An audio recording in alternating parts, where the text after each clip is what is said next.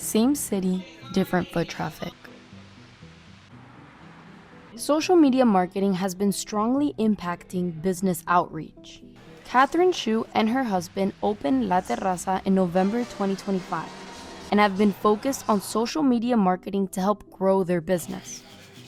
My original expectation was that it was going to be a little easier to get clientele to recognize the restaurant. Although social media can help increase customer outreach, it is a gradual process that strongly relies on algorithms and external factors. I've already had 2 or 3 customers saying that they specifically came in because of the Instagram reels that are happening with the promotion on the pastas. So they already recognize the person doing the advertising, which is my son. So when they come and they see him, they're kind of happy to see that the people being advertised, and when they find out that they're the owner's son, that it's a family-oriented restaurant, despite that it's open late, and they become regulars. The Southwest Ranchers Farmers Market, which has been around since 2019, has experienced positive impacts due to social media marketing. So I feel like, yes, it has helped us balance our content in a way where we can make it fun, but at the same time informative, and at the same time, selling. Carolina Hernandez has co-owned the market for 4 years, focusing on providing healthy and whole foods in South Florida. Their social media marketing strategy focuses on long-term growth. I kind of stay away with the trending and the cheesy stuff and whatever is, giving views and creating more of a hype, because that's not what we're here for. Provide our community information about our products, for them to know we're here, and we're not really here to follow any trends. Some business owners believe that a lack of a social media plan can slow down growth. Richard Hemphill strongly relies on social media to promote the New Shiloh Missionary Baptist Church in West Little River. So for me, the businesses that I've encountered, they have they've taken a neutral stance on it, to where a lot of businesses do not take advantage of social media the way they can and the way they should. So I think that it is an art or a format of advertising that has not fully been embraced by a lot of businesses inside of the community. According to digital marketing specialist and FIU professor Maria Garcia, business owners who prefer sticking to old school advertising are now facing competition. What we find today is that businesses are paying more attention to what audiences are posting, because audiences today are more actively posting their own content and parodies. So sometimes businesses have to tune into that in order to avert a business crisis or an image crisis, if you will. The growth of social media use among customers has popularized the concept of influencers. University of Miami professor Carlos Urban focuses on digital marketing and how these influencers provide a digital presence by recommending and promoting products online. I think one of the reasons why there are so many small businesses popping up all the time, and we've seen the phenomenon with Poppy and some of these beverages, right? You have an influencer or some influencers that have made basically this brand, and they've been acquired by Pepsi for over $1 billion. So that's an example of a startup, very small business, creating a very successful brand through social media. I think influencer marketing is a big part of it. An example of the power of influencers is Chicago-based YouTuber known as Kazi POV, who created a series focused on supporting these small businesses and vendors with low foot traffic. I know me personally, when I see other videos of restaurants or clothing that I want to try, sometimes I will just try the place once or twice just to kind of see how the experience is, or see the quality of the food or the clothing.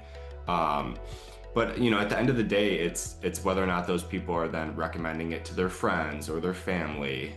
So I think it goes beyond just whether or not it's a temporary or lasting impact, because I really do think it's based on just social media being able to bring people to be aware of everything that's going on with these businesses, and then their ability to then share it with, their peers.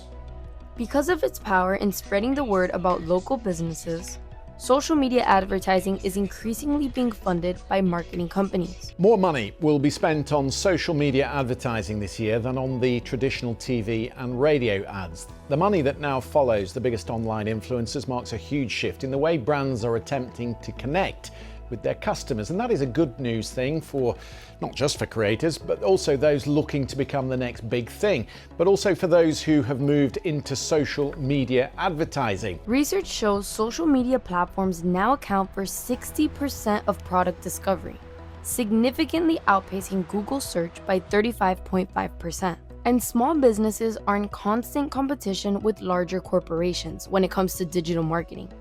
This can harm business owners who do not rely on social media, causing additional pressure on business owners to follow trends. Abigail Martin is the store supervisor at Peachtree Revival, a Miami-based vintage store.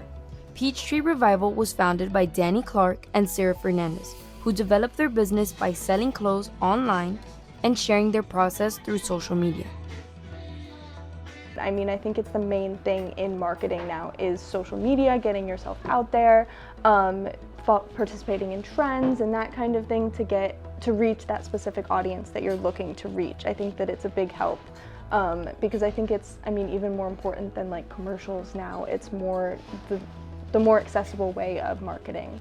This shift is making it increasingly difficult to grasp the attention of younger consumers through old school forms of marketing. Peachtree's use of Instagram to share store events and updates reflects the extent to which social media and marketing are becoming interconnected.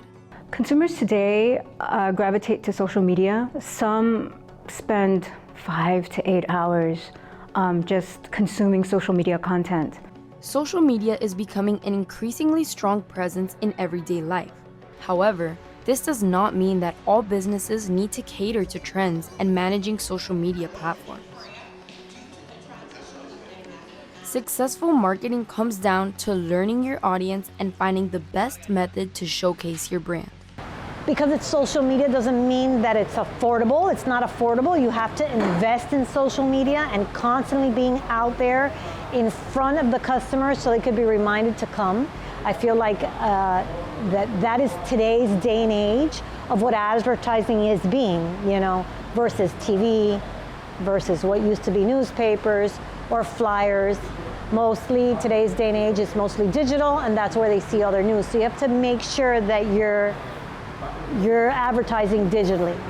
So I feel optimistic, and I feel as though even though I grew up before social media was trending the way it is now, I am more motivated to get ahead of the curve because it's not going anywhere. So I was born during a time, it's funny to say that, but I was born during a time where it was easily embraced, it was new, it was innovative, and we were excited about it. So for me, personally, I'm very excited in terms of where social media is taking us. We are what we are because we offer the community amazing food, and it's more of like you try it, you love it, you refer. So we do have had a couple of posts that they have gone viral, and people just come to us from all around South Florida.